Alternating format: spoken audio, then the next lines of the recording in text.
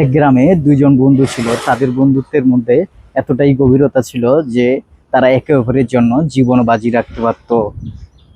তো আশেপাশে যত এলাকা ছিল সব এলাকায় সেই দুজনের বন্ধুত্বের চর্চা চলতো। সবাই দুজনের বন্ধুত্বের উদাহরণ দিত। হঠাৎ একদিন এক বন্ধু মারা গেল। তো অপর বন্ধুটি সেই বন্ধুর লাশ দেখে হাসতে শুরু করলো। এক মুরব্বী এসে সেই যুবক সেই বন্ধুটিকে বলল যে তুমি হাসছো কেন?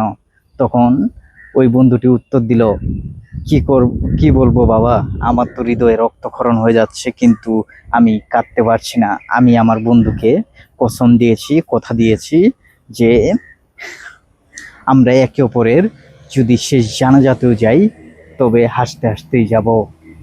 কেননা আমার বন্ধু আমাকে বলেছিল যদি সেদিন তুমি কাঁদো তাহলে আমার এই দুই হাত তোমার সেই চোখের পানি মুছে দিতে পারবে না।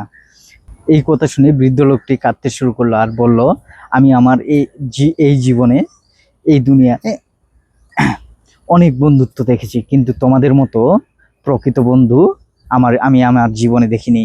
তো কে বলেছে বন্ধুত্ব জীবন নষ্ট করে, জীবন বরবাদ করে? একটা কথা মনে রাখবেন, যদি সত্যিকারের জীবনে বন্ধুত্ব মিলে তাহলে সেই বন্ধুত্ব ইতিহাস হয়ে থাকে। আরেকটা কথা, যদি আপনার জীবনে এমন কোনো বন্ধু থেকে থাকে তাহলে অবশ্যই সেই বন্ধুটিকে মেনশন দিবেন। ধন্যবাদ।